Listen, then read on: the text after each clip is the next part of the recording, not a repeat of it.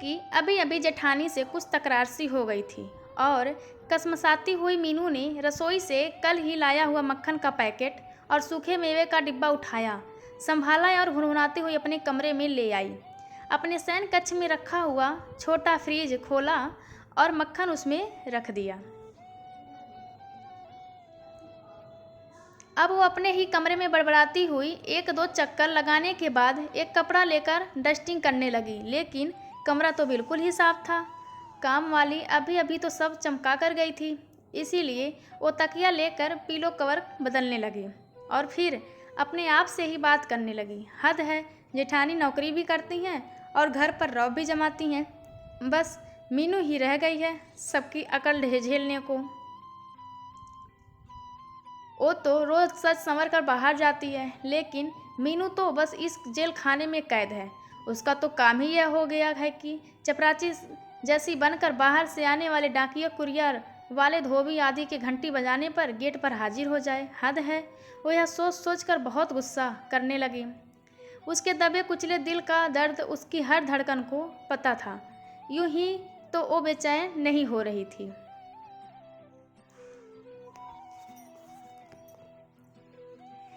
यह दुनिया क्या इस तरह उसको गुलामी बनाकर रखेगी? चोट पर एसिड की तरह उसके विचार उसको और दुखी कर रहे थे।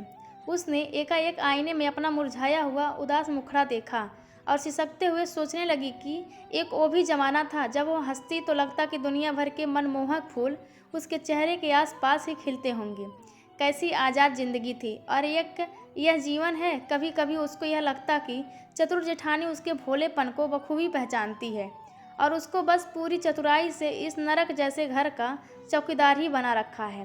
वो आज अपने भीतर घुमड़ रहे उन खामोश बादलों को सुन पा रही थी, जिसे केवल उसका उदास बिस्तर सुन पाता है, या तकिया कहें।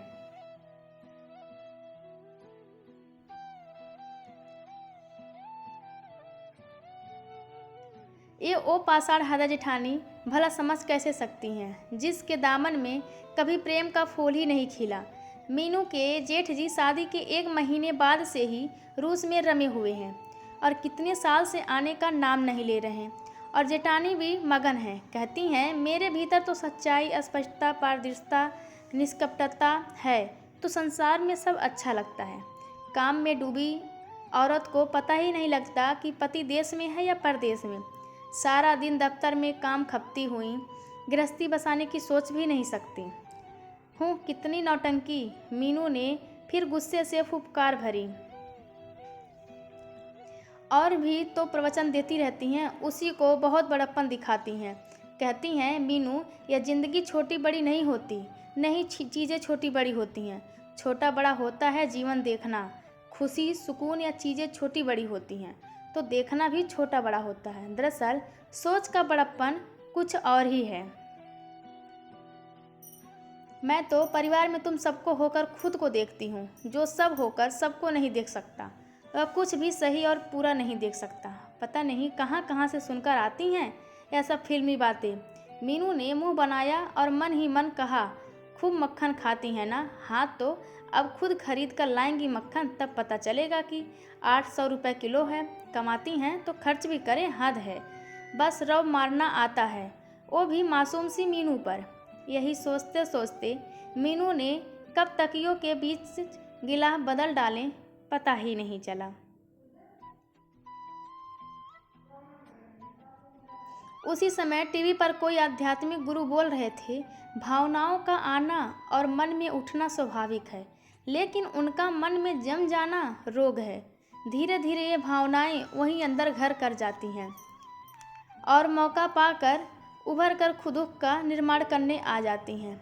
यही खतरनाक है। हम कभी किसी से नफरत न करें, मन को बस वर्तमान में। वो हद है, अभी अभी मेरी जेठानी का एजेंट है, कहकर बहुत फनफनाते हुए उसने रिमोट दबाया और वो गुरु अपनी आवाज़ सहित उसके सामने से गायब हो गया। अब फिर से कमरे में शांति छा गई। आज उसने उसी समय बुखार का बहाना किया और बस गुस्से में तकिया सिर पर रख कर लेट ही गई। मीनू के पति तो सुबह 7 बजे ही बेटे वीनू के साथ दफ्तर को रवाना हो गए थे। उनको साइट पर काम देखते हुए जाना था, मगर अब इस समय जेठानी को दफ्तर जाना था। वो ज़रूर मक्खन ही खोज रही होंगी, सोचकर मीनू गुस्से में पड़ी रही। आधा घंटे बाद जेठानी थाली परोस कर लाई और उसको उसी के कमरे में नाश्ता थमाकर चाबी देकर चली गई।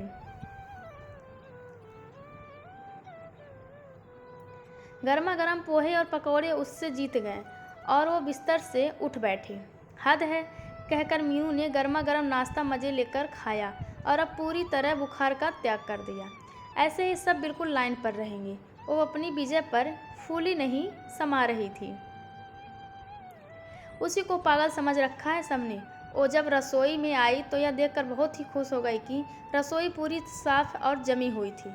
वह मन ही मन ऐसा बोलते हुए मीनू ने मक्खन का पैकेट और वो सूखे मेवे दोनों ही उनकी जगह पर वापस सलीके से रख दिए। घड़ी में समय देखा और गर्दन हिलाकर जुट गई। वो जानती थी आज बेटे का हाफ डे है और वो बस 1 घंटे में ही लौटने वाला है। इसीलिए मीनू ने स्वादिष्ट कढ़ी चावल तैयार किया। कहीं किसी के घर रेडियो पर गुलजार बोल रहे थे, उम्र जाया कर दी लोगों ने औरों के वजूद में नुक्स निकालते निकालते। इतना खुद को तरासा होता तो फरिश्ते बन जाते। वो गुलजार की आवाज़ में खोई जा रही थी। मीनू आनंद से अपनी पाक कला में रमी रही, मन से पकाया और बेटे का स्वाद लेकर खाया। बड़ी मम्मी ने पकौड़े कितने अच्छे बनाए मम्मी, और ले लो। हाँ हाँ मीनू ले लो, मैं तो सुबह ही गर्मा गर्म खा चुकी हूँ पकौड़े।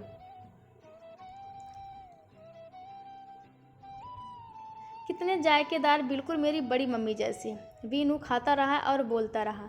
खिड़की से शीतल हवा आ रही थी। आज मौसम बादलों से सराबोर था और दोपहर का 1 बज रहा था। अचानक ही कुछ सिहरन सी हुई और मीनू का दिल जेठानी पर उदार होने लगा था। जेठानी बस 2 साल ही तो बड़ी थी उससे, मगर उनके हर स्पर्श में, उनकी हर बात में कमाल का परिपक्वता लगती थी।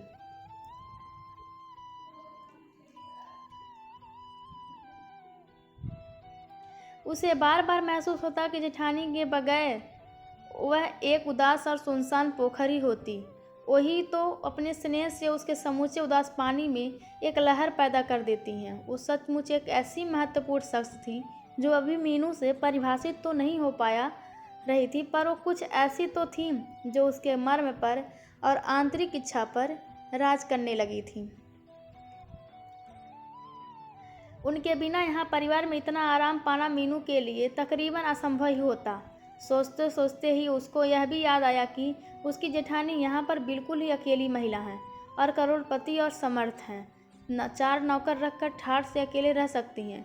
इतनी बेमिसाल हैं कि अमीर होकर भी कहीं अलग न रहकर कितने प्रेम से उन तीनों के ही साथ रहती हैं। उन्होंने खुद अपने लिए किसी भी मनपसंद जीवन की कभी कामना तक नहीं की, बस खूब किताबें पढ़ने का शौक़, और कुछ नहीं चाहती हैं।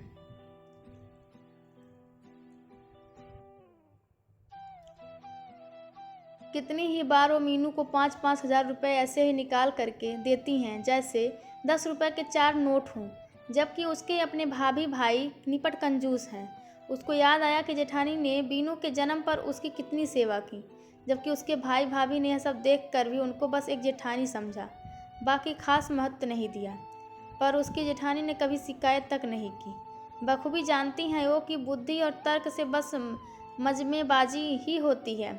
तमगे तो खूब जीते जा सकते हैं, पर ज़िंदगी कतई नहीं।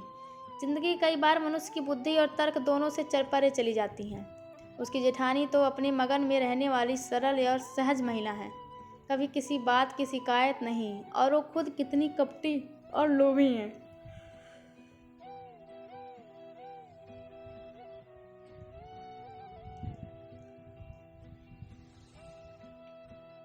जेठानी सुबह से रात तक रविवार को अकेले घर पर रहती हैं और मीनू अपने पति और बीनू के साथ सैर सपाटा, पिक्चर, पिकनिक। उसने कभी नहीं सोचा कि उनकी भी कोई उमंग होगी। मैं कितनी गिरी हुई सोच रखती हूँ, ये सब सोच सोचकर आंसू बहाती रही। बेटे की नज़र बचाकर उसने मुंह धोया और उससे कहा, बीनू आज मौसम बहुत ही खुशनुमा है, चलो तुम्हारी बड़ी मॉम की पसंद के ताज़े करेले लेकर आते हैं। आज शाम को उनके लिए भरवा करेले बना देती हूँ और तुम्हारे लिए पनीर पराठा। पनीर वाला पराठा? वाह मॉम, 8 साल का मीनू झूम झूम कर नाचने लगा और रसोई से एक थैला लेकर आ गया। बोला, मम्मी आपकी सेवा के लिए तैयार हूँ। मीनू हंस पड़ी और पर्स निकाल लिया। अब दोनों घर से निकल पड़े। पूरा आकाश ही काले घने बादल से घिरा हुआ था। लग रहा है कि शाम हो गई। मम्मी मम्मी आज तो ऐसा मन कर रहा है कि गाते झूमते हुए जाएं, है ना? मीनू ने उछल कर कहा। तो मीनू ने कहा, हाँ हाँ, मगर बिल्कुल किनारे किनारे चलो। मीनू ने अपने बेटे को साथ लेकर खुद भी अपने कॉलेज के सामने को जमाने को याद कर मस्त मगन अंदाज में ही चल रही थी और मन ही मन गुनगुना रही थी, पंछी बनूं उड़ती फिरूं मस्त गगन में। वो तो मन ही मन गुनगुना रही थी कि मीनू ने उसकी कलाई छूकर कहा, मम्मी मम्मी देखो ना, अभी पूरी सड़क खाली है, चलो ना हम दोनों गाएं पंछी बनूं उड़ती फिरूं मस्त गगन में। वो खिलखिला खिलखिला हंस पड़ी और गाने लगी। मीनू भी गाने लगा। मौसम वाकई में बहुत ही खुशनुमा था, इसीलिए मीनू करेले और प्याज खरीदने के बाद वीनू के साथ जरा और दूर निकल आए। उसने फलों का एक ठेला देखा और रुक गई। जामुन बहुत ताज़ा लग रहे थे। मीनू ने पूछा, लिया ये जामुन कैसे दिए? फलवाली ने कहा, 200 रुपये किलो। मीनू, अरे बहुत महंगा है। फलवाली, हाँ, यह खाए जामुन है और पेड़ पर चढ़कर तोड़ा है, उसकी भी मजबूरी लगती है। सब जगह यही भाव है, कहिए कितने का दूँ?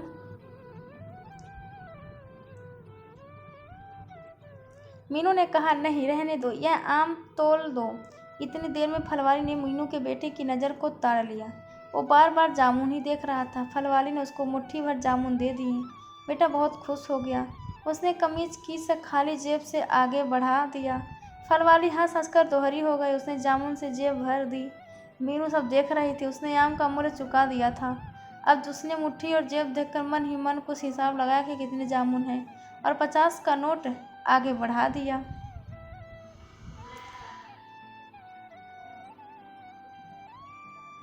फलवाली, अरे ना, बिल्कुल नहीं, भगवान होते हैं बच्चे। मीनू नोट वापस लेकर घर आ गई। घर आकर उसने बेटे को मिल्क शेक बनाकर दिया और भरवा करेलों की तैयारी में जुट गई। आज तो ठीक 5:30 बजे ही पति और जेठानी दोनों ही दफ्तर से लौट आए। पता लगा कि पति और जेठानी दोनों का भी आज जल्दी आने का मन था। अब घर पर फिर से चहल पहल और रौनक छा गई। मीनू ने वो जामुन फ्रिज में रख दिए थे जो अब खूब ठंडे हो गए थे। वीनू ने होमवर्क कर लिया था। वो चटपट रसोई में के एक प्लेट लेकर जामुन स्वाद लेकर खाने लगा था। मीनू ने देखा पति और जेठानी भी आज जामुन ले आए थे। उसके बेटे की आज लॉटरी लग गई थी। पूरा परिवार जामुन खा रहा था। थोड़ी देर बाद बेटा अपने किसी दोस्त के पास खेलने चला गया। अब तो मीनू ने वो पूरा किस्सा सुना दिया और बोल पड़ी, ये फल वाले ये छोटे लोग ना बस गरीब ही रहेंगे। अपने अभिमान के लिए ऐसे मुफ्त जामुन कौन देता है भला? सब खुश थे, मगर मीनू की जेठानी तो इसलिए खुश थी कि रसोई में पक रहे पसंदीदा कड़वे करेले घर भर में मीठी खुशबू बिखर रही थी और मीनू के वो सुबह वाले तकरार या भयंकर गुस्से के नामो निशान इस समय बिल्कुल ही मिट चुके थे। धन्यवाद आप सबका इस कहानी को सुनने और पढ़ने के लिए। प्लीज़ कहानी को सुन करके सब्सक्राइब एंड लाइक ज़रूर करें।